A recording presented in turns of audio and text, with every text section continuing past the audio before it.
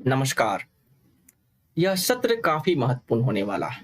इस सत्र के अंतर्गत हम बाल विकास, बाल मनोविज्ञान, शिक्षण शास्त्र से जुड़े हुए 100+ सिद्धांतों पर संक्षिप्त में चर्चा करेंगे। यहाँ से आने वाले प्रश्नों की प्रकृति को समझेंगे एवं उत्तर जानने का प्रयास करेंगे। किसी भी शिक्षक भर्ती परीक्षा में इस सत्र से 10 से 15% क्वेश्चन होते हैं और जो छात्र इस सत्र को बेहतर तरीके से कर लेगा, मेरा अनुमान है कि वो अन्य दूसरे छात्रों की तुलना में बेहतर प्रश्न पत्रों को हल करके आएगा। तो चलिए इस सत्र की शुरुआत करते हैं। पहला है कि आधुनिक मनोविज्ञान के जनक किसे कहा गया? तो वुंट को आधुनिक मनोविज्ञान का जनक कहा गया। इसके साथ साथ इसे प्रायोगिक मनोविज्ञान का भी जनक कहा गया। प्रश्न तो यहाँ से सीधा सीधा आता है कि आधुनिक मनोविज्ञान के जनक किसे कहा गया है या फिर प्रायोगिक मनोविज्ञान का जनक किसे कहा गया। प्रश्न दूसरा, ये किस देश से संबंधित थे? तो जर्मनी से संबंधित थे। इसे आधुनिक मनोविज्ञान का जनक इसलिए कहा गया है, ये पहले व्यक्ति थे जिसने मनोविज्ञान को विज्ञान कहा। और प्रायोगिक मनोवैज्ञानिक इसीलिए कहा गया कि जब इन्होंने मनोविज्ञान को विज्ञान कहा तो उसके बाद विज्ञान के आधार पर ही इन्होंने मनोवैज्ञानिक प्रयोगों की शुरुआत की और इसीलिए इसे प्रायोगिक मनोविज्ञान का भी जनक कहा जाता है। तो यहाँ से 4 प्रश्न। आधुनिक मनोविज्ञान के जनक कौन थे? वुंट। प्रायोगिक मनोविज्ञान के जनक कौन थे? तो विलियम वुंट। इसके साथ साथ किस देश से संबंध रखते थे? तो जर्मनी से संबंध रखते थे। और यदि पूछ दिया जाए इनका व्यवसाय क्या था, तो ये चिकित्सक थे, दार्शनिक थे, प्राध्यापक थे। अगले प्रश्न की तरफ बढ़ते हैं। अगला प्रश्न नहीं बल्कि सिद्धांत है। इसके सिद्धांत में कहा गया था कि प्रायोगिक मनोविज्ञान मानव व्यवहार और मन के बीच संबंधों की जांच करता है।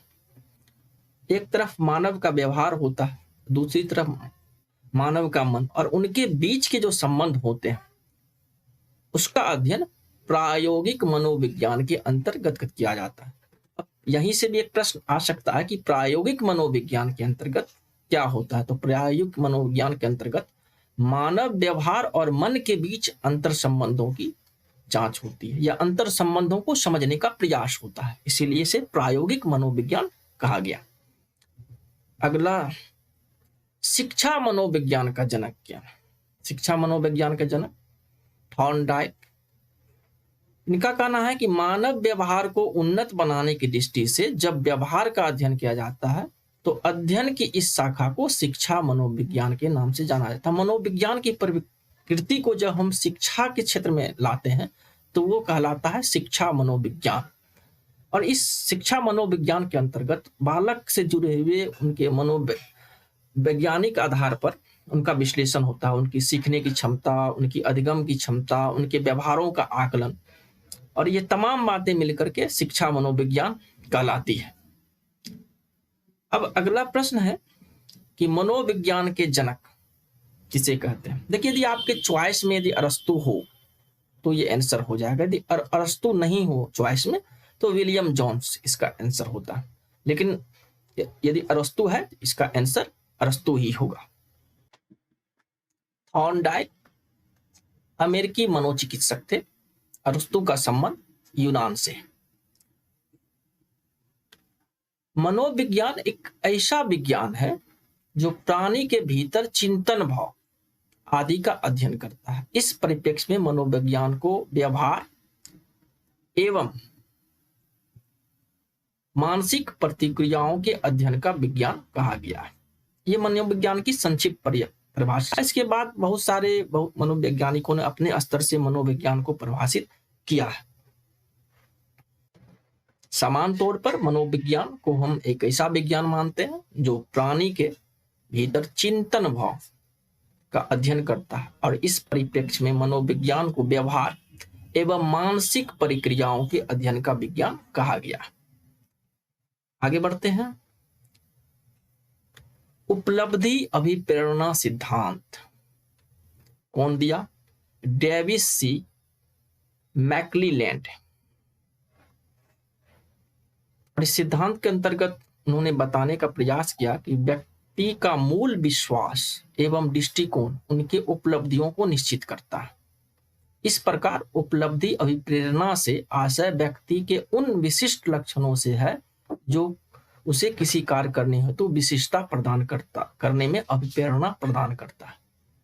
पहला इन्होंने बताने का प्रयास किया कि व्यक्ति की जो उपलब्धि है, जो उनका विश्वास है और उनका दृष्टिकोण है, उससे निश्चित होती है। इसके साथ साथ इस उपलब्धि अभिप्रेरणा, जो उपलब्धि उससे जो उनको अभिप्रेरणा मिला, व्यक्ति उन विशिष्ट लक्षणों से है जो उसे किसी कार्य करने के लिए विशिष्टता प्रदान करने में अभिप्रेरणा प्रदान करता है। व्यक्ति अपने उपलब्धि से जब किसी विशिष्ट कार्य करने को लिए प्रेरित होती है तो वहां से उपलब्धि अभिप्रेरणा सिद्धांत की उत्पत्ति हुई। प्रश्न अब समझते हैं। पहली बात सीधा सीधा है, प्रश्न है कि उपलब्धि अभिप्रेरणा सिद्धांत किसने दिया। उसके बाद इनका क्या मानना है। इनका मानना है कि व्यक्ति का विश्वास और दृष्टिकोण उसकी उपलब्धि निश्चित करता। इसके साथ ये उपलब्धि उन्हें अभिप्रेरित करता है, विशिष्ट कार्य के लिए विशिष्टता प्रदान करता है। जैसे चुनौतीपूर्ण कार्यों में बने रहने की प्रवृत्ति। कोई कार्य कठिन है और उसके बावजूद व्यक्ति उस कार्य करने को लिए प्रेरित रहता है तो वो उनकी उपलब्धि से प्राप्त प्रेरणा होती है। हालांकि इसकी बहुत आगे व्याख्या हुई है, इसके कई और भाग हैं, लेकिन यहाँ पर हम सभी सिद्धांतों पर संक्षिप्त में चर्चा कर रहे हैं। अगला सिद्धांत है विकासात्मक मनोविज्ञान।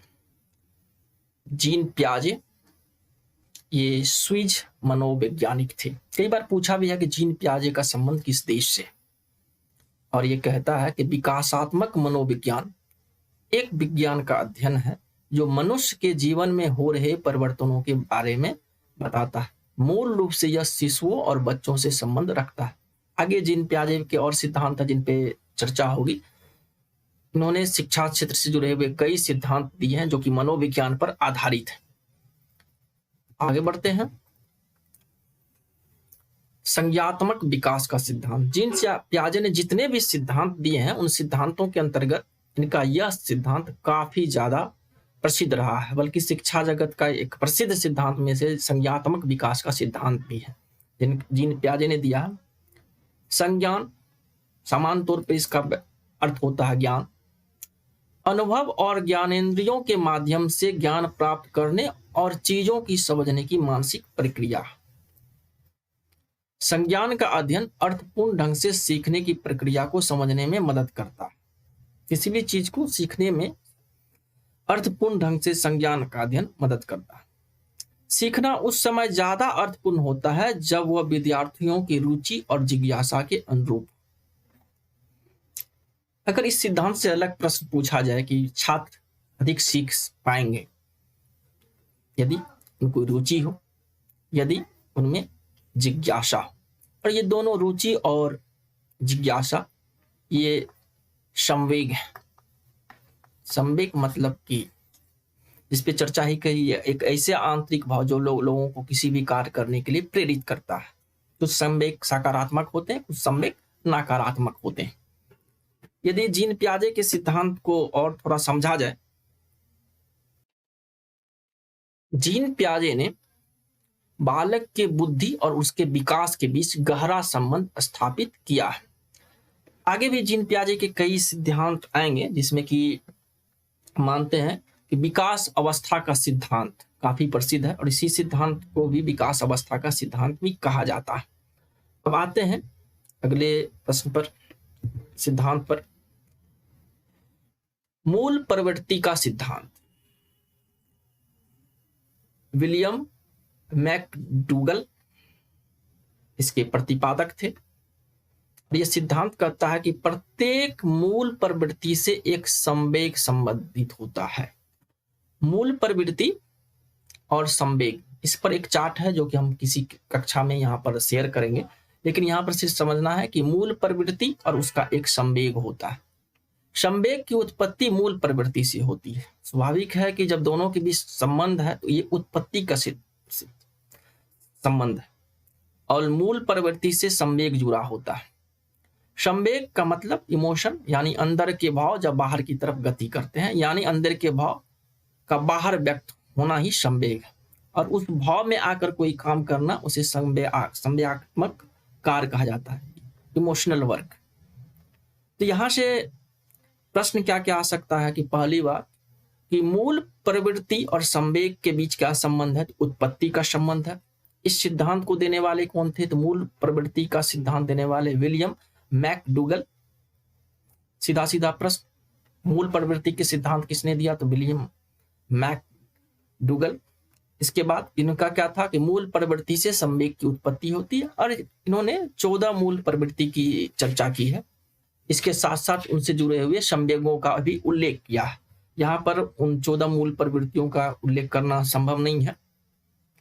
इसके बाद किशोर मनोविज्ञान का जनक स्टेनली हॉल, ये अमेरिकी मनोवैज्ञानिक थे और इन्होंने किशोरावस्था और बाल्यावस्था में बालकों में होने वाले परिवर्तनों पर, खास करके उनके मानसिक परिवर्तनों पर व्यापक अध्ययन किया, और इसीलिए इसे किशोर मनोविज्ञान का जनक कहा जाता है। इसके साथ साथ ये अमेरिकी साइकोलॉजिस्ट एसोसिएशन के भी पहले अध्यक्ष रहे। यदि पूछा जाता है कि अमेरिकी साइकोलॉजिस्ट एसोसिएशन के पहले अध्यक्ष, तो स्टेनली हॉल ही थे। और किशोरों के खास करके जो बाल्यावस्था में होने वाले परिवर्तन होते हैं, उनके अंदर जो संवेग का विकास होता है, जैसे क्रोध, प्रेम, भाव, उस पर इन्होंने व्यापक अध्ययन किया, और इसीलिए इसे किशोर मनोविज्ञान का जनक कहा जाता है। अगले सिद्धांत की तरफ बढ़ते हैं। व्यवहारवाद के जनक वाटसन थे। वाटसन मनोविज्ञान के अंतर्गत व्यवहारवाद को स्थापित करने के लिए भी जाना जाता है। ये अमेरिकी मनोवैज्ञानिक थे। मैं देश का नाम इसलिए उल्लेख करता जाता हूं कि एक प्रश्न यहां से रहते हैं कि कौन मनोचिकित्सक का संबंध किस देश से रहा। मनोविज्ञान चेतना का विज्ञान न होकर व्यवहार का विज्ञान है।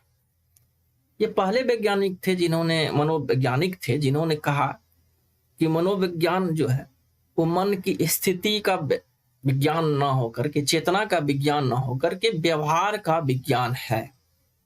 और इन्होंने psychology from the stand point of behaviour, उसके बाद तुलनात्मक मनोविज्ञान और व्यवहारवाद, ये 3 पुस्तकें लिखी हैं।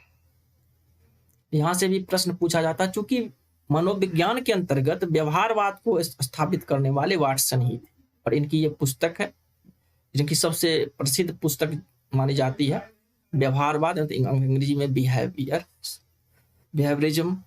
उसके बाद यहाँ से प्रश्न देखें तो सीधा सीधा प्रश्न पूछा जा सकता है कि बताइए कि व्यवहारवाद के जनक कौन थे, और वो मनोचिकित्सक के नाम बताइए जिसने कहा था कि मनोविज्ञान चेतना का विज्ञान ना होकर के व्यवहार का विज्ञान होता है।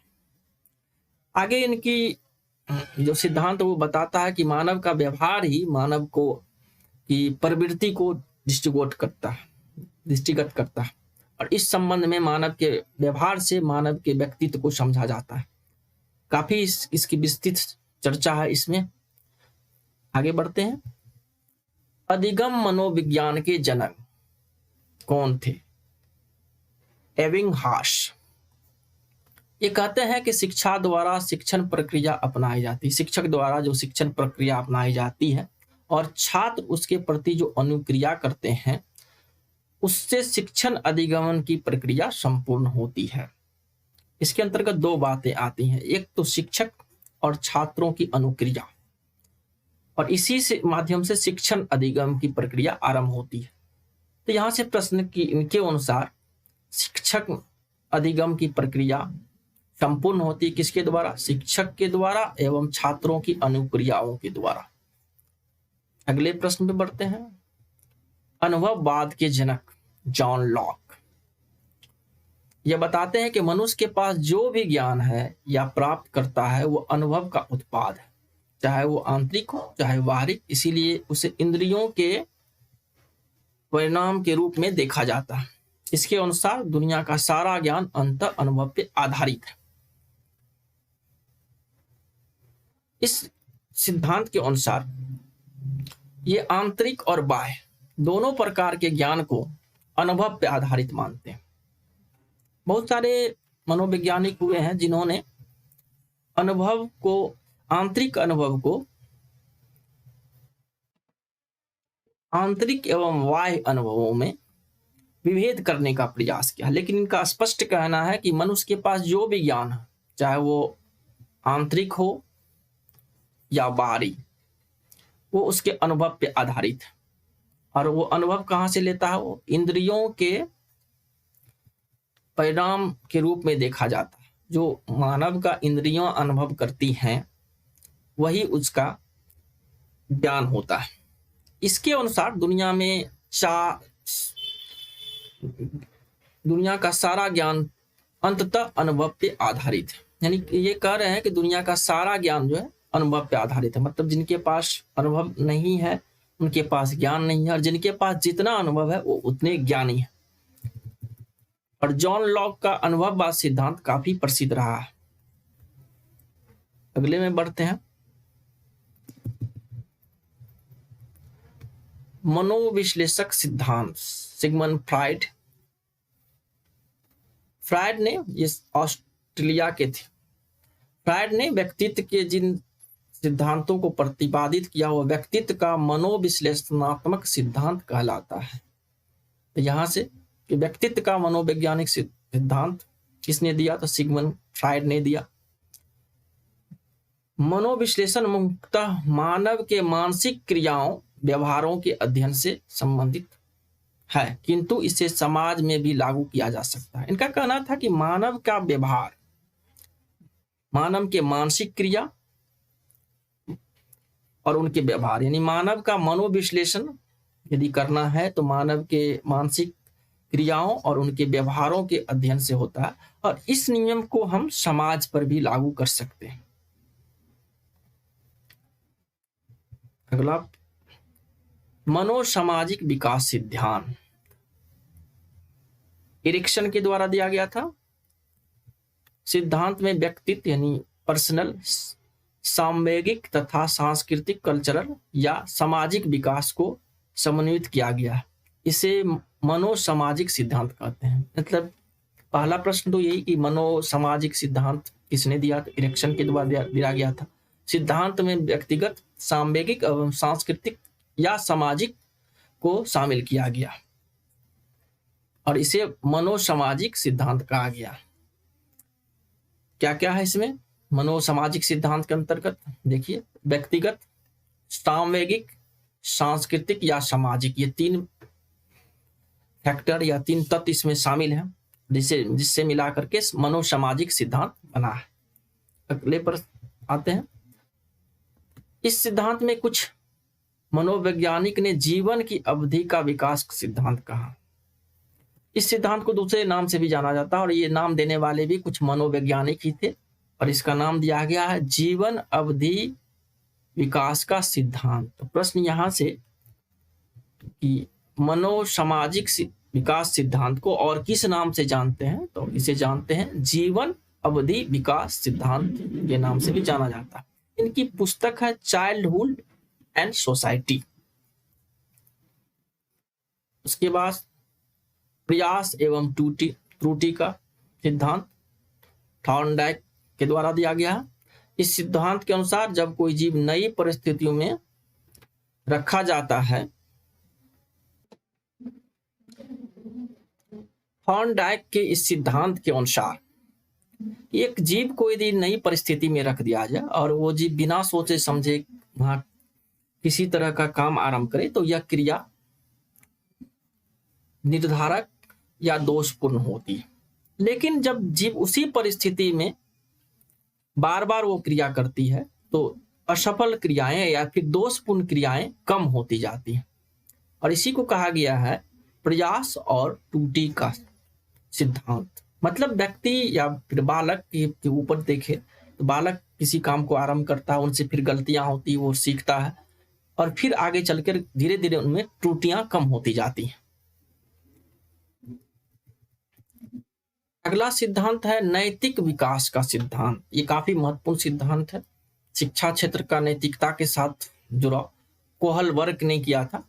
और इस सिद्धांत के अनुसार, कोहलबर्ग के अनुसार, छात्रों में नैतिकता का विकास जन्मजात नहीं बल्कि समाज द्वारा होता है। जबकि कुछ मनोचिकित्सक का कहना है कि नैतिकता के विकास में भी जन्म की भूमिका, मतलब जन्मजात कुछ गुण होते हैं नैतिकता के। लेकिन ये स्पष्ट कर रहे हैं कि छात्रों में नैतिकता का विकास जन्मजात नहीं बल्कि समाज द्वारा होता है।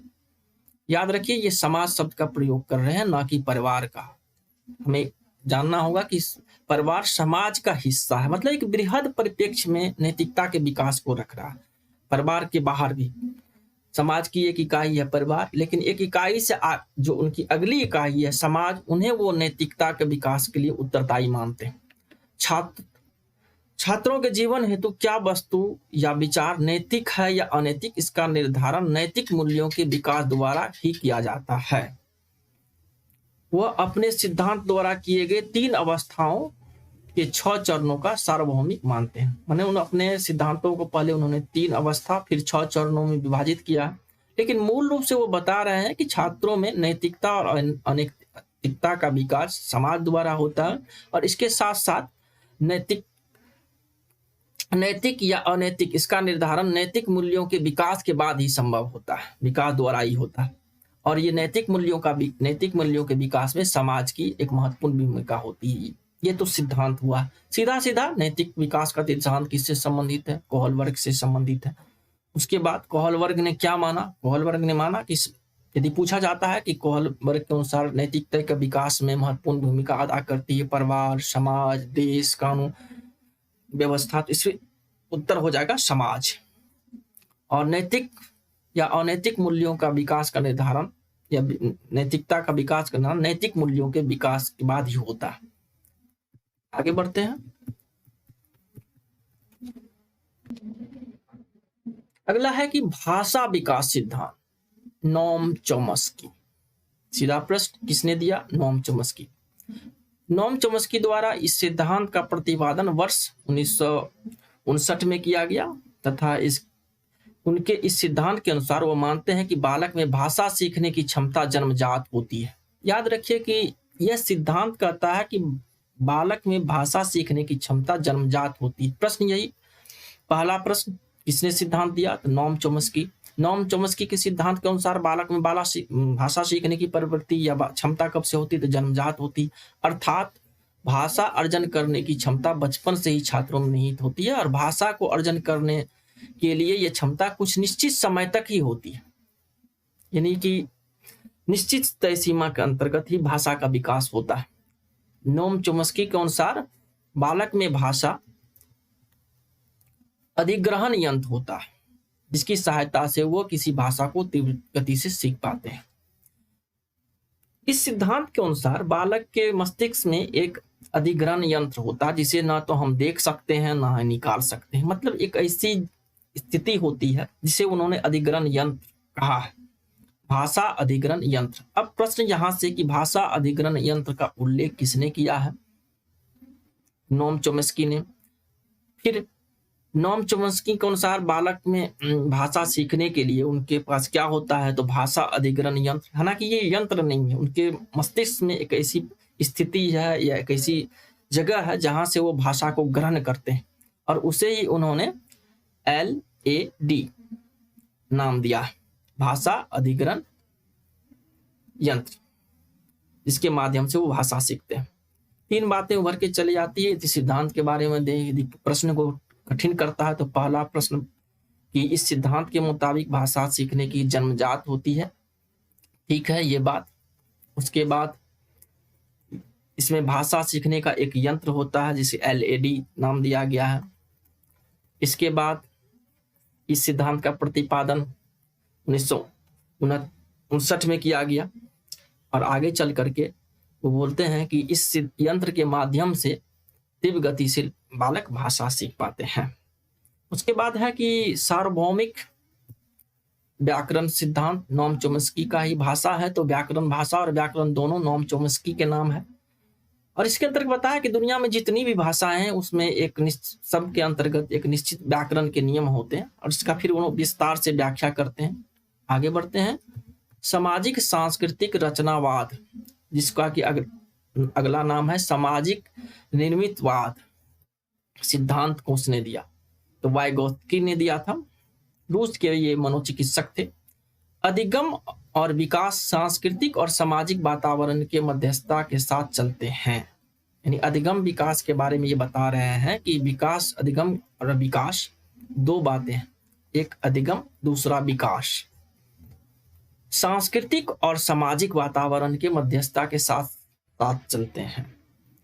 दोनों बातें दो चीजों के साथ चलती है, सांस्कृतिक और सामाजिक वातावरण के मध्यस्थता। संज्ञात्मक विकास में सामाजिक अंतःक्रिया पर अधिक बल दिया और कहा कि समुदाय का सीखने में बहुत महत्व है, यानी सामाजिक अधिगम की प्रक्रिया के विकास के पहले ही आरंभ हो जाती है। इस पूरे सिद्धांत को देखिए तो वो ये कह रहे हैं कि सामाजिक अधिगमन की प्रक्रिया विकास से पहले आरंभ हो जाती है। यदि चॉइस में ये दे दिया जाए कि सामाजिक सांस्कृतिक रचनावाद या सामाजिक निर्मिततावाद के अंतर्गत सामाजिक अधिगम की प्रक्रिया कब आरंभ हो जाती है, तो उसका सही आंसर होगा विकास की प्रक्रिया से पहले आरंभ हो जाती है। आगे यह सिद्धांत कहता है कि व्यक्तिगत विकास को भी सामाजिक विकास के बिना नहीं समझा जा सकता। ये समाज को ज्यादा महत्वपूर्ण मानते हैं, व्यक्तित्व के विकास में समाज की भूमिका को महत्वपूर्ण मानते हैं और इसीलिए इनका कहना है कि व्यक्तिगत विकास को सामाजिक विकास के संदर्भ में ही समझा जा सकता है, इसके बिना आप सामाजिक व्यक्तिगत विकास को नहीं समझ सकते हैं। इनका संबंध सोवियत संघ से रहा था और वहां की जो सामाजिक व्यवस्थाएं थी, इसलिए उन्होंने समाज का व्यक्ति के ऊपर पड़ने वाले विकास का व्यापक अध्ययन किया है। व्यक्ति के उच्च मानसिक प्रक्रिया की उत्पत्ति भी सामाजिक प्रक्रिया से होती है। इसीलिए कहा जाता है कि समाज की उन्नतशील संस्कृति व्यक्ति में उन्नतशील संस्कृति को पैदा करती है और ये बात इसके सिद्धांत पर आधारित है। अब आते हैं इस प्रश्न से। पहला प्रश्न जैसे कि हम अक्सर करते हैं कि सिद्धांत के नाम और उसके प्रणेता या जनक के बारे में पूछ दिया जाता है। दूसरा कि इनका सिद्धांत किस पे संबंधित है। इनका सिद्धांत कहता है कि सामाजिक और सांस्कृतिक वातावरण की महत्वपूर्ण भूमिका मानते हैं, यहाँ तक कि व्यक्तित्व के विकास में ये सामाजिक सांस्कृतिक और सामाजिक प्रभाव को ज्यादा, वातावरण को ज्यादा महत्व देते हैं। उसके बाद ये कहते हैं कि सामाजिक अधिगम की प्रक्रिया विकास से पहले आरंभ हो जाती है। चलिए आगे बढ़ते हैं। मूल प्रवृत्ति का सिद्धांत, इसको दिया गया था मैकडूगल। उच्चारण में हो सकता है कि कुछ प्रॉब्लम हो। मैकडूगल। प्राणी जन्म लेने के बाद, यह सिद्धांत कहता है कि प्राणी जन्म लेने के बाद से ही अपनी आवश्यकताओं एवं वातावरण से प्रभावित होकर किसी न किसी प्रकार का व्यवहार करना आरंभ कर देता है। सिद्धांत का नाम फिर से देखिए, मूल प्रवृत्ति का सिद्धांत। उसके बाद ये कह रहा है कि इनमें से उसके कुछ व्यवहार जन्मजात और स्वाभाविक शक्तियों के कारण होते हैं। मतलब कुछ व्यक्ति के अंतर्गत स्वभाव जो होता है, व्यवहार उनका, वो जन्मजात होती है और स्वाभाविक शक्तियों के कारण होती है। उनका आगे चल करके जैसे जैसे समय गुजरता है वो अलग अलग परिस्थितियों का सामना करते हैं, उनका व्यवहार अलग अलग परिस्थितियों में अलग अलग होता है। ये जन्मजात शक्तियां जो प्राणी मात्र के व्यवहार को परिचालित करती है, मूल प्रवृत्तियां कहलाती है। इनका कहना है कि जन्मजात शक्तियां जो प्राणी मात्र के व्यवहार को परिचालित करती है, जो व्यक्ति में जन्मजात गुण है, जो उनके प्रवृत्ति को प्रभावित करती है, उसे उन्होंने मूल प्रवृत्ति कहा। और इसके अनुसार 14 मूल प्रवृत्तियों का उल्लेख किया गया है। जैसे उदाहरण के तौर पर हमने जैसे कहा कि पलायन एक मूल प्रवृत्ति है और उसका जैसे कि एक चर्चा हम पहले भी कर चुके हैं, मूल प्रवृत्ति और संवेग में संबंध होता है। तो यहाँ पे मूल प्रवृत्ति पलायन है और इसका संवेग क्या है, तो भय है। इस तरह से 14 मूल प्रवृत्ति और उसका संवेग का चार्ट हम अगले सत्र में शेयर करेंगे। अगला है कि अभिप्रेरणा सिद्धांत, मैस्लो। इस सिद्धांत का अन्य नाम भी है, देखते जाइए, पदानुक्रमिक आवश्यकता का सिद्धांत। मांग आपूर्ति आवश्यकता का सिद्धांत, नाभिकीय आवश्यकता का सिद्धांत, मानवतावादी आवश्यकता का सिद्धांत, मेस्लो का अभिप्रेरणा सिद्धांत, मेस्लो का पिरामिड सिद्धांत, इतने नाम से इस सिद्धांत को जाना जाता है। इसमें से किसी भी सिद्धांत के बारे में पूछा जाए कि इसके जनक या प्रणेता कौन थे, तो मेस्लो। अब यदि इस सिद्धांत के नाम से ही देखें तो आवश्यकताओं, मांग, मानवतावादी आवश्यकताएं, ये सभी अभिप्रेरणा से जुड़ी हुई बातें। अभिप्रेरणा मतलब किसी भी काम को प्रेरित करने वाली शक्तियां, और यही इस सिद्धांत का मूल है। अभिप्रेरणा सिद्धांत के अंतर्गत आगे ये कह रहे हैं, आवश्यकता और भी बढ़ती जाती है, समय के साथ लोगों की आवश्यकता बढ़ती जाती है। मोस्ले आवश्यकता प्रेरक को पदानुक्रम में स्थापित करते हैं, मतलब कि आवश्यकता का भी एक पदानुक्रम है जो कि समय के साथ बढ़ती जाती है, जिसे मोस्ले का अभिप्रेरणा सिद्धांत कहा जाता है। आरंभ में जब बच्चे का जन्म होता है तो उनकी आवश्यकताएं कम होती है, लेकिन जैसे जैसे वो अलग अलग परिस्थितियों का सामना करते हैं, उनकी समय के साथ उनकी आवश्यकताएं बढ़ती जाती है, और उसी सिद्धांत को मोस्ले का अभिप्रेरणा सिद्धांत कहा जाता है। क्यों? आवश्यकता अभिप्रेरणा के रूप में काम करती है। मोस्ले ने 1954 में अभिप्रेरणा का सिद्धांत दिया था, 59 में ईस्वी में संशोधित किया था। मोस्ले ने अपने सिद्धांत की व्याख्या आत्मसिद्धि के आधार पर की है। आत्मसिद्धि से तात्पर्य व्यक्ति को अपने अंदर छिपी हुई क्षमताओं की पहचान करके उनका ठीक प्रकार से विकास करने की आवश्यकता से है। मतलब यहाँ फिर बता रहे हैं, एक तो आवश्यकता अभिप्रेरणा के रूप में काम करती है, जैसे जैसे परिस्थितियां बदलती है मानव की आवश्यकताएं भी बदलती है, और साथ ही आत्मसिद्धि मतलब व्यक्ति के अंदर की क्षमता जो है उसका पहचान कर, ठीक प्रकार से पहचान कर विकास करने की आवश्यकता को मानते हैं। क्षमताओं की पहचान करके उनका ठीक प्रकार से विकास करने की आवश्यकता से है। मोस्ले ने उपर्युक्त प्रेरकों को उनके महत्व के क्रम में त्रिभुजाकार आकृति के माध्यम से स्पष्ट किया है। और एक क्वेश्चन यहाँ से भी आता है कि मोस्ले का जो ये पिरामिड सिद्धांत है, अभिप्रेरणा का पिरामिड सिद्धांत किसने दिया? तो मोस्ले ने दिया। अभी बता ही रहे हैं कि इतने सिद्धांत, इस सिद्धांत को, अभिप्रेरणा के सिद्धांत को इतने नामों से जाना जाता है। आगे इस सिद्धांत के बारे में कुछ देखते हैं। यही है मोस्ले का आवश्यकता पदानुक्रम सिद्धांत, और यहाँ पर उन्होंने पदानुक्रम में आवश्यकताओं का पदानुक्रम उन्होंने दिया है, जिसके अंतर्गत 1, 2, 3, 4, 6 पदानुक्रम उन्होंने बताए, जिसके अंतर्गत अलग अलग प्रकार की आवश्यकताएं हैं। हर अवस्था की अपनी आवश्यकताएं हैं। इस पिरामिड के अंतर्गत पहले जो सबसे निचला सोपान है, इसमें मनोदेहिक शारीरिक आवश्यकता है। दूसरे के अंतर्गत सुरक्षा की आवश्यकता है। तीसरे के अंतर्गत प्रेम और स्नेह की आवश्यकता है। चौथे के अंतर्गत आत्मसम्मान की आवश्यकता है। और पांचवें के अंतर्गत फिर अभिवृद्धि की प्राप्ति है। उच्च स्तर से निम्न स्तर, इन्होंने कहा कि सबसे उच्च शिखर पे उच्च स्तर होता है और नीचे निम्न स्तर होता है, और यही इनका पदानुक्रम का सिद्धांत है। थॉर्नडाइक के सीखने के सिद्धांत को और कई नाम से जाना जाता है। उद्दीपन अनुक्रिया सिद्धांत, आवृत्ति सिद्धांत, संबंधवाद का सिद्धांत, अधिगम का बंध सिद्धांत, और ये सभी सिद्धांत थॉर्नडाइक के द्वारा दिए गए थे। एक और है प्रयत्न और भूल का सिद्धांत, इस पर हम पहले चर्चा कर चुके हैं। आगे बढ़ते हैं।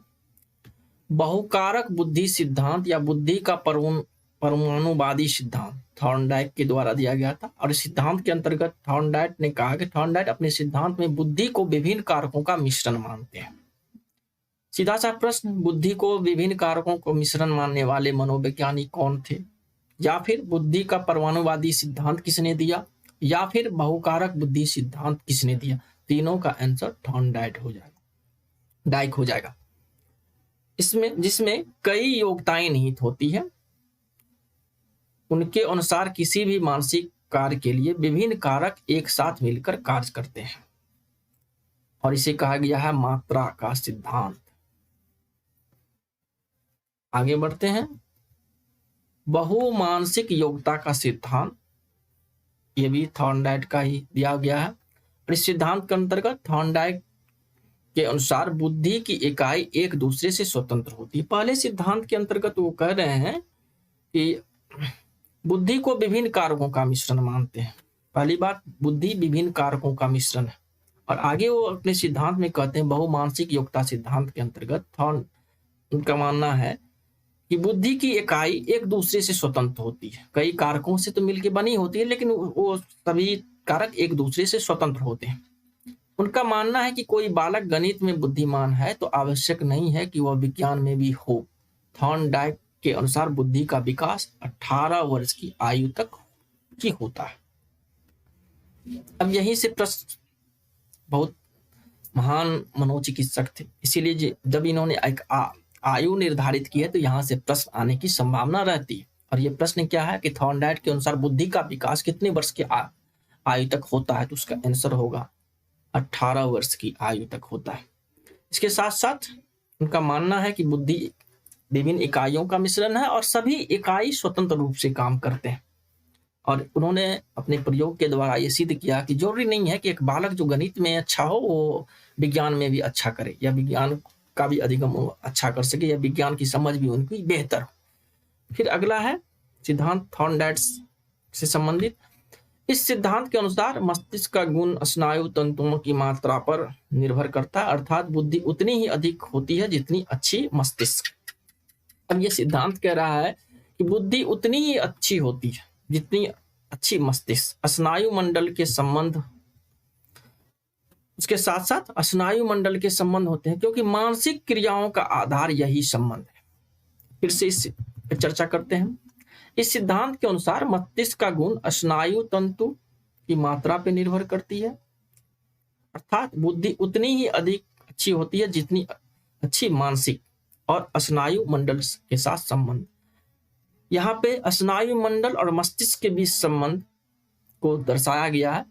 और वो फिर आगे कहते हैं कि मानसिक क्रियाओं का आधार यही संबंध है, जिसके आधार पर वो कहते हैं कि बुद्धि उतनी ही अच्छी होती है जितनी अच्छी मस्तिष्क और स्नायु क्रिया के बीच संबंध है। आगे बढ़ते हैं। संज्ञात्मक विकास का सिद्धांत जीन पियाजे का है। इस पे चर्चा शायद हो चुकी है। जीन पियाजे ने संज्ञात्मक विकास का सिद्धांत दिया। संज्ञान विचार अनुभव ज्ञानेंद्रियों के माध्यम से ज्ञान प्राप्त करने और चीजों को समझने की मानसिक क्रिया है। इसकी दूसरी व्याख्या हम यहाँ पर ये कह रहे हैं कि संज्ञान विचार अनुभव और ज्ञानेंद्रियों के माध्यम से ज्ञान प्राप्त करने और चीजों की समझने की मानसिक क्रिया। जीन पियाजे के अनुसार यदि पूछ दिया जाए संज्ञान क्या है, तो सीधी सी बात है, इनका परिभाषा है कि संज्ञान विचारों अनुभवों और ज्ञानेंद्रियों के माध्यम से ज्ञान प्राप्त करने और चीजों को समझने की मानसिक प्रक्रिया है, जिसके माध्यम से हमारे मन में विचार पैदा होता है और किसी चीज के बारे में पूर्वानुमान भी लगा सकते हैं। वो विचार हमें किसी चीज के बारे में पूर्वानुमान लगाने की क्षमता भी देती है। जीन पियाजे का इस पे चर्चा हो चुकी थी, लेकिन इसका दूसरी तरह से हम व्याख्या के लिए इसको यहाँ डाले हुए थे कि चूंकि संज्ञान को इन्होंने अपने तरह से परिभाषित किया है। आगे बढ़ते हैं। शास्त्रीय अनुबंध सिद्धांत, पावलोव। सीधा सा क्वेश्चन किसका है? शास्त्रीय अनुबंध सिद्धांत पावलोव का। इस सिद्धांत के अनुसार अस्वाभाविक उद्दीपन के प्रति स्वाभाविक उद्दीपन समान होने वाली अनुक्रिया शास्त्रीय अनुबंध है। यहाँ पर उद्दीपन शब्द का प्रयोग किया गया है। इसके साथ साथ स्वाभाविक उद्दीपन के समान होने वाली अनुक्रिया को शास्त्रीय अनुबंध अनुक्रिया कहा गया है।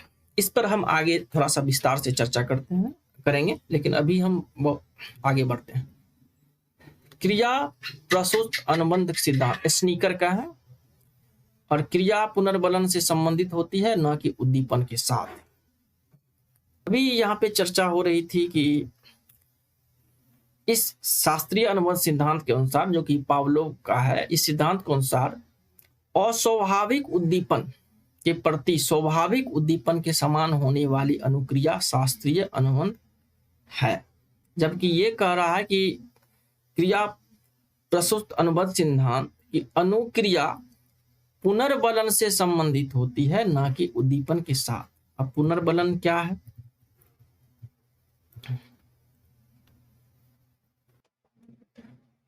स्नीकर महोदय के अनुसार ही पुनर्बलन वह प्रक्रिया है जिसमें छात्र प्रक्रिया करके सीखते हैं, और इसके दो प्रकार होते हैं, ऋणात्मक पुनर्बलन और सकारात्मक पुनर्बलन। इसको थोड़ा सा और विस्तृत में समझे तो पुनर्बलन के जब कोई बालक या कोई छात्र कोई क्रिया करता है, उस क्रिया के माध्यम से उनके अंदर जो वृद्धि होती है वो पुनर्बलन कहलाता है। और प्रैक्टिस सेट के अंतर्गत हम पुनर्बलन को परिभाषित कर चुके हैं। पुनर्बलन के माध्यम से शिक्षक छात्रों को सीखने के लिए प्रेरित कर सकती है, इसीलिए पुनर्बलन का यहाँ पर जिक्र आया है। स्नीकर महोदय के अनुसार अनुक्रिया पुनर्बलन से संबंधित होती है, ना कि उद्दीपन के साथ।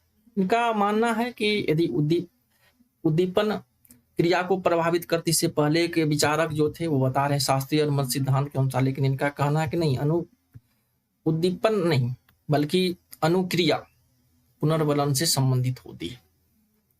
बुद्धि का सिद्धांत गार्डनर, सीधा सीधा है बुद्धि का सिद्धांत गार्डनर के सिद्धांत को बहुबुद्धि सिद्धांत कहा गया है। बुद्धि का सिद्धांत या बहुबुद्धि का सिद्धांत दोनों एक ही बात है। गार्डनर के अनुसार बुद्धि का स्वरूप एकांकी न होकर बहुकारिक होता है, और उन्होंने बताया कि समान बुद्धि में 6 तरह की क्षमताएं या बुद्धि सम्मिलित होती है। यह क्षमताएं एक दूसरे से स्वतंत्र होती है तथा मस्तिष्क के प्रत्येक के संचालन में नियम अलग अलग होते हैं। यह 6 प्रकार की बुद्धि है। अब प्रश्न आते हैं यहाँ से, पहली बार इस सिद्धांत को बुद्धि का सिद्धांत या बहुबुद्धि का सिद्धांत किसने दिया? तो गार्डनर ने दिया। इनके अनुसार बुद्धि एकांकी न होकर बहुकारिक होती है, सही है। इससे पहले हम पढ़ रहे थे कि बुद्धि के बारे में कि वो कई तत्वों का मिश्रण होता है और प्रत्येक तत्व अलग अलग स्वतंत्र रूप से कार्य करते हैं, लेकिन इन्होंने बता दिया है कि 6 तरह की क्षमताएं या बुद्धि सम्मिलित होती है। यह क्षमताएं एक दूसरे से स्वतंत्र होती है तथा मस्तिष्क में प्रत्येक के संचालन के नियम अलग अलग होते हैं। स्वतंत्र ही नहीं होते बल्कि इनके संचालन के नियम भी अलग अलग होते हैं। आगे बढ़ते हैं। बुद्धि का एक कारक सिद्धांत, अल्बर्ट बीने फ्रांस के थे, 1905 में इस सिद्धांत को एक तत्व एक खंड एक इकाई सिद्धांत या निरंकुशतावादी सिद्धांत के नाम से जाना जाता है। इस सिद्धांत को और कई नाम से जाना जाता है। बुद्धि का एक कारक सिद्धांत, एक तत्व सिद्धांत, एक खंड और एक इकाई सिद्धांत, निरंकुशतावादी सिद्धांत के नाम से भी जाना जाता है। इस सिद्धांत के अनुसार बुद्धि एक अविभाज्य इकाई है जिसके द्वारा मानसिक क्रियाएं नियंत्रित होती हैं। इससे पहले जो बुद्धि को परिभाषित किया गया वो बताते हैं कई तत्वों का मिला हुआ और प्रत्येक तत्व स्वतंत्र रूप से काम करती है। जैसे कि यहाँ पर स्किनर ने कहा है। उसके बाद बहुबुद्धि सिद्धांत के अनुसार गार्डनर ने कहा है बहुविद्यांत के स्वतंत्र इकाई की तरह काम करती है, बल्कि इकाई की तरह काम ही नहीं करती, उसके कार्य करने के नियम भी अलग अलग होते हैं। ठीक इसके विपरीत ये बता रहे हैं कि एक तत्व एक खंड एक इकाई सिद्धांत ही नाम दिया गया। निरंकुशतावादी सिद्धांत के नाम जाना था। इस सिद्धांत के अनुसार बुद्धि एक अविभाज्य इकाई है, मतलब ये अलग अलग इकाई नहीं और जिसके द्वारा मानसिक क्रियाएं नियंत्रित होती है। इसके प्रश्न, सबसे पहला सिद्धांत कौन दिया? अल्बर्ट बीने। कहाँ के थे? फ्रांस के थे। इसके सिद्धांत को और किन नाम से जाना जाता है? एक तत्व एक खंड एक इकाई के नाम से जाना जाता है। निरंकुशतावादी सिद्धांत भी इन्हीं को कहा जाता है। इसके साथ साथ इन्होंने कहा है कि बुद्धि अविभाज्य नहीं है बल्कि एक इकाई है, इसीलिए सिद्धांत का नाम भी है एक इकाई सिद्धांत, और यहीं से एक इकाई के ही है, इसलिए इसे निरंकुशतावादी सिद्धांत भी कहा गया, जिसके द्वारा मानसिक क्रियाएं नियंत्रित होती हैं। अब यहाँ पे देखिए, बुद्धि का द्विकारक सिद्धांत स्पीयरमैन ने दिया, बुद्धि का त्रिकारक सिद्धांत स्पीयरमैन ने दिया, और यहाँ पर तीसरा जो चर्चा कर रहे थे बुद्धि का सिद्धांत, बहुबुद्धि का सिद्धांत, ये सब ये गार्डनर के द्वारा दिया गया। और यहाँ से जो बुद्धि की सिद्धांत शुरू होती है गार्डनर के द्वारा, बहुबुद्धि सिद्धांत, बुद्धि का एक कारक सिद्धांत, फिर बुद्धि का द्विकारक सिद्धांत, बुद्धि का त्रिकारक सिद्धांत। इसके जनक को याद कर लेने में बेहतर होगा, क्योंकि इतना ज्यादा सिद्धांत आ रहा है। याद करने का एक सरल तरीका हमें लगता है कि बुद्धि का द्विकारक सिद्धांत और बुद्धि का त्रिकारक सिद्धांत, जो द्विकारक सिद्धांत हैं वो स्पीयरमैन के साथ जुड़े हुए हैं। इससे पहले देखिए तो बुद्धि का एक कारक सिद्धांत, क्योंकि इन्होंने माना है कि बौद्धिक बुद्धि एक इकाई है, अल्बर्ट बीनो, तो ये इनसे अल्बर्ट बीनो का संबंध रहा है एक इकाई सिद्धांत से, या एक तत्व, एक खंड, एक इकाई, निरंकुशतावादी, ये सारे सिद्धांत के जन्मदाता अल्बर्ट बीनो है। और इससे पहले देखिए तो गार्डनर का सिद्धांत जो है बुद्धि का सिद्धांत गार्डनर,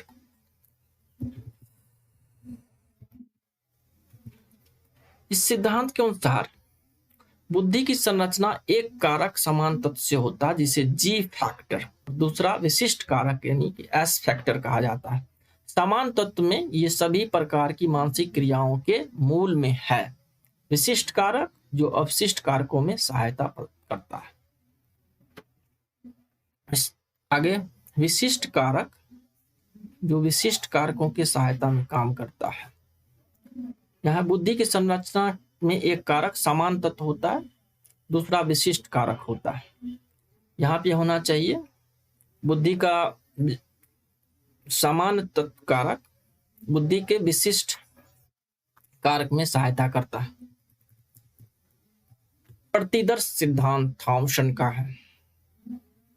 इस सिद्धांत के अनुसार व्यक्ति का बौद्धिक व्यवहार अनेक स्वतंत्र योग्यताओं पर निर्भर करता है, परंतु परीक्षा करते समय उनका प्रतिदर्श ही सामने आता है। इस सिद्धांत को समझते हैं।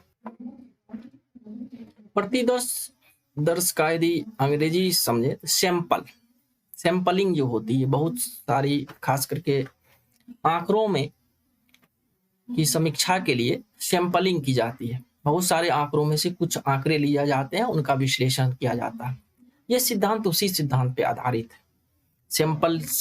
सैंपलिंग सिद्धांत भी इसको बोला जा सकता है, जो थॉमसन के द्वारा दिया गया। इस सिद्धांत के अनुसार व्यक्ति का बौद्धिक व्यवहार अनेक स्वतंत्र यानी बहुत सारे स्वतंत्र योग्यताओं पर निर्भर करता है, परंतु परीक्षा करते समय सैंपल को ही सामने रखा जाता है। ये सिद्धांत को यदि कहे प्रतिदर्श का अंग्रेजी कर दे, यहाँ कर दे तो सैंपलिंग सिद्धांत कहला जाएगा। और जब किसी भी चीज की परीक्षण किया जाता है तो वहां केवल सैंपल का ही परीक्षण किया जाता है, जबकि बौद्धिक व्यवहार में अनेक स्वतंत्र योग्यताएं होती हैं। आधुनिक बुद्धि परीक्षण जन्मजाता बीनेट, ये प्रश्न कई बार देखे हैं शिक्षक भर्ती ने, चाहे सीटेट हो चाहे यूपी टेट हो, उसमें पूछी गई है। ये इस सिद्धांत के अनुसार उन्होंने सीखने की अक्षमता और मानसिक मंदता वाले बच्चों के लिए अलग अलग करने के उद्देश्य से प्रश्नों की श्रृंखला तैयार। दरअसल ये इस सिद्धांत के आधार पर असक्षम बालक या मानसिक रूप से मंद बालक को अलग करने के उद्देश्य से प्रश्नों की एक श्रृंखला बनाई गई है। ये कैसे तय होगी ये बालक असक्षम बालक है या मानसिक रूप से मंद बालक, इसीलिए प्रश्नों की श्रृंखला तैयार की गई और उस आधार पर इस बात का चयन किया गया कि बच्चों को किस श्रेणी में हम रख सकते हैं। बिनेट ने अपने शोध सहायता साइमन के साथ किया बुद्धि परीक्षण की शुरुआत, जिसे बीने साइमन बुद्धि पैमाना के रूप में जानता। प्रश्न पहली बात, आधुनिक बुद्धि परीक्षण के जन्मदाता कौन थे? तो बिनेट थे। इसके बाद इन्होंने इस परीक्षण के माध्यम से हम क्या करते हैं, अक्षम या मानसिक रूप से मंद बालक को अलग अलग कर सकते हैं। इस परीक्षण का नाम, पैमाना का नाम इसीलिए बीने साइमन बुद्धि पैमाना पड़ा, क्योंकि बिनेट ने अपनी शोध में साइमन के साथ सहयोग किया था। इनके सहयोग के साथ ही अपने शोध को किया था, इसीलिए इस पैमाना का नाम दिया गया बीने साइमन बुद्धि पैमाना। ये प्रश्न भी पूछे जा सकते हैं, बीने साइमन बुद्धि पैमाना बुद्धि मापने के लिए या अक्षम बालक को पहचान करने के लिए या मानसिक रूप से मंद बालक को पहचान करने के लिए किस पैमाना का प्रयोग होता है? तो बीने साइमन बुद्धि पैमाना।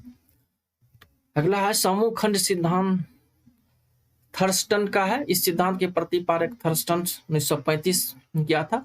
इसके अनुसार बुद्धि कुछ ऐसे विशिष्ट मानसिक तत्वों से निर्मित है जो समान एवं विशिष्ट मानसिक योग्यताओं का समूह मात्र है। इस बात को यदि एक मनोचिकित्सक जो अभी तक मिले हैं उसको छोड़ दे तो सभी चिकित्सक ये मानते हैं कि बुद्धि कई तत्वों से मिलके बना होता है। कुछ अब जिनमें इनका कहना है कि इनमें से जो कुछ समान और कुछ विशिष्ट मानसिक योग्यताओं के समूह मात्र होते हैं।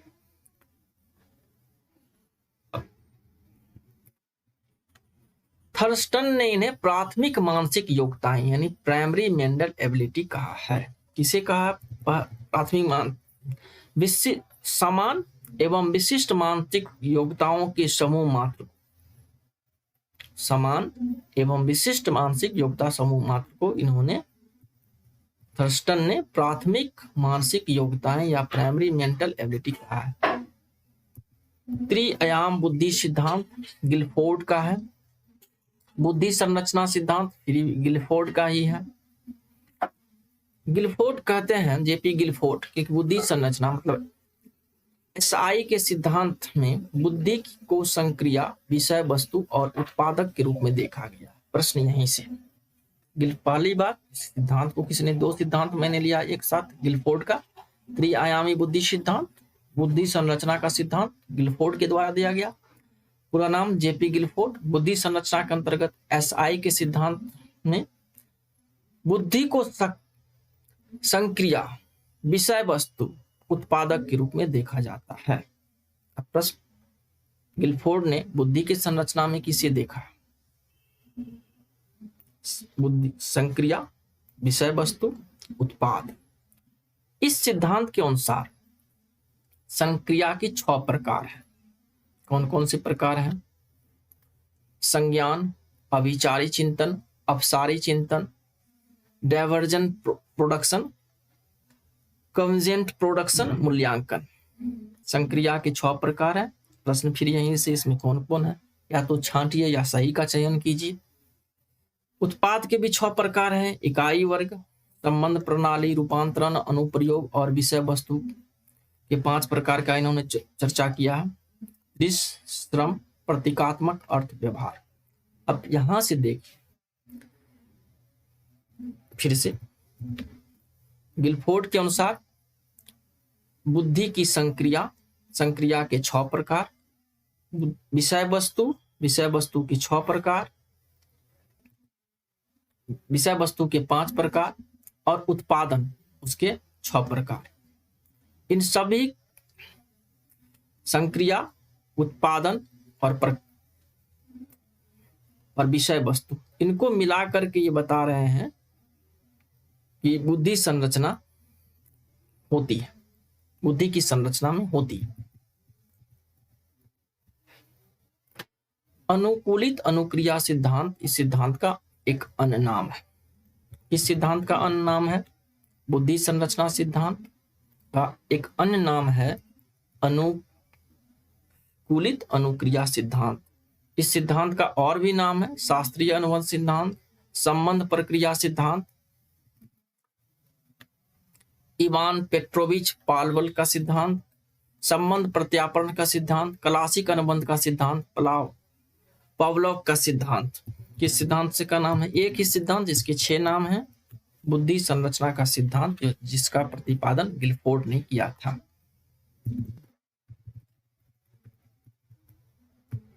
लंबे समय तक स्वाभाविक तथा अस्वाभाविक उद्दीपन का एक साथ प्रस्तुत किए जाए तो व्यक्ति अस्वाभाविक उद्दीपन के प्रति स्वाभाविक जैसी अनुक्रिया करने लगता है, जिसे अनुकूलित अनुक्रिया या अनुबंधित अनुक्रिया कहते हैं।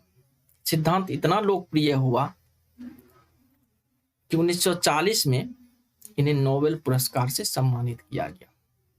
इस पे थोड़ा सा चर्चा कर लेते हैं। यहाँ पर कहा जाता है कि स्वाभाविक और अस्वाभाविक उद्दीपक का एक साथ प्रस्तुत किया जाए तो व्यक्ति अस्वाभाविक उद्दीपक के प्रति भी स्वाभाविक उद्दीपक जैसी अनुक्रिया करने लगती है। एक प्रयोग उन्होंने किया कि मान लीजिए कि थाली में भोजन देने पे कुत्ते को लार आता है। थाली के अगर फिर वो थाली की खनखनाहट से भी कुत्ते के जीभ में ला जाता, तो उनको लगता है कि भोजन आने वाला है। एक समय उन्हें स्वाभाविक उद्दीपक दिया जाता था, थाली में भोजन दिया जाता था। उसके बाद अस्वाभाविक उद्दीपक के अंतर्गत क्या हुआ, थाली की आवाज, मतलब अस्वाभाविक उद्दीपक से भी कुत्ते को लार आने लगा। तो उन्होंने ये सिद्धांत के माध्यम से इसी बात को बताने का प्रयास किया है कि एक पहले तो स्वाभाविक उद्दीपक भोजन दीजिए तो कुत्ते को लार आएगी, फिर आगे थाली की आवाज सुन के, मतलब थाली की आवाज और स्वाभाविक उद्दीपक को सुनकर ही कुत्ता का लार आना, यानी कि उसकी अनुक्रिया उसी तरह से होती है जैसे कि स्वाभाविक उद्दीपक के माध्यम से। स्वाभाविक है कि यह सिद्धांत कितना महत्वपूर्ण था कि इस सिद्धांत के लिए उन्हें 1940 में नोबेल पुरस्कार दिया गया। इस सिद्धांत को फिर से एक बार ध्यान से देख लीजिए कि इसके क्या क्या नाम है। बुद्धि संरचना सिद्धांत गिलफोर्ड का, जिसके लिए उन्हें नोबेल पुरस्कार से सम्मानित किया गया। अभी पुनर्बलन की चर्चा हो रही थी, अभी बहुत सारे और सिद्धांत हैं। देखते हैं कि यह सत्र 1 घंटे होने के लिए जा रही है और इस पूरे सिद्धांत को हम 2 पार्ट में लेंगे तो बेहतर रहेगा। 1-1 घंटे के 2 सत्र। फिलहाल जो आ गया उसे देख लेते हैं। पुनर्बलन का सिद्धांत, अभी पुनर्बलन पे चर्चा हो रही थी। एससी हॉल के द्वारा इसे दिया गया, हल के द्वारा दिया गया। यह सिद्धांत कई बार पूछा, एससी हल का पुनर्बलन सिद्धांत। जब कोई बालक क्रिया करता है तो क्रिया के दौरान उनमें जो अनुक्रिया में वृद्धि होती है, मतलब बालक द्वारा बार बार किए जाने वाले कामों से उनमें अनुभव की वृद्धि होती है, मतलब उसी से अनुक्रिया किया कहा गया है, उसे ही पुनर्बलन कहते हैं। पुनर्बलन के द्वारा बालक के कार्य करने की क्षमता में वृद्धि किया जा सकता है। और शिक्षण जगत में या शिक्षण अधिगम के अंतर्गत पुनर्बलन का काफी महत्व होता है कि आप किस तरह से छात्रों को पुनर्बलन के लिए प्रेरित करते हैं, और इससे स्वाभाविक है छात्रों को लाभ होता है। पुनर्बलन सिद्धांत का उपनाम है, इसका एक 2 नाम और है, या कह लें उपनाम है। प्रबलन का सिद्धांत, अंतर्वाद न्यूनता का सिद्धांत। इस सिद्धांत को सबलीकरण सिद्धांत, यथार्थ अधिगम का सिद्धांत, सतत अधिगम का सिद्धांत, क्रमबद्ध अधिगम का सिद्धांत, चालक न्यूनता का सिद्धांत, इतने नामों से भी जाना जाता है पुनर्बलन के सिद्धांत को। शिक्षण जगत में जो शब्द शिक्षण अधिगमन को सबसे अधिक प्रभावित करती है, उस पर जो सिद्धांत होते हैं, उस सिद्धांत को कई और नाम दिए जाते हैं।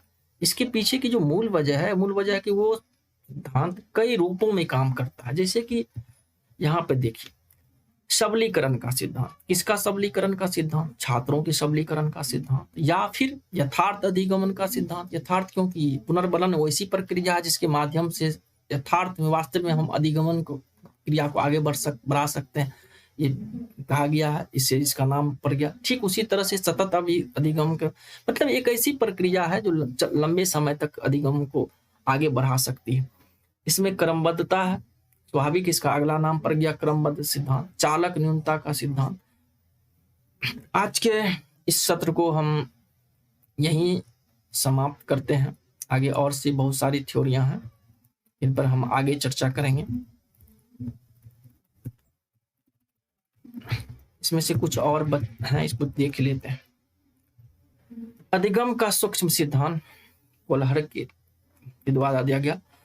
सूक्ष्म अंतर्दृष्टि का सिद्धांत, इसके 3 हैं, कोलहर, वर्दीमर, कोफ का। उसके बाद गेस्टाइलवाद का संप्रदाय, इसके थे कोलहर, वर्दीमर, कोफ का। थॉर्नेट का प्रयास एवं त्रुटि का सिद्धांत, इसे निम्न नामों से भी जाना जाता है। अभी इस पे चर्चा हम कर ही चुके हैं थॉर्नेट के सिद्धांत पे। उद्दीपन अनुक्रिया सिद्धांत, प्रयास त्रुटि सिद्धांत, थॉर्नडाइट का संबंध सिद्धांत, थॉर्नडाइट का संबंधवाद सिद्धांत, ये थॉर्नडाइट के प्रयास त्रुटि सिद्धांत का ही नाम है। अगले सत्र में हम और जो बच चुके हैं सिद्धांत, उससे आने वाले प्रश्न, उसके साथ साथ प्रश्न उत्तर।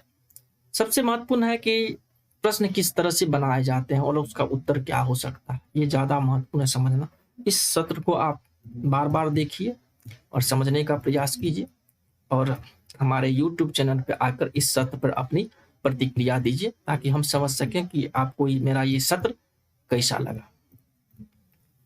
धन्यवाद।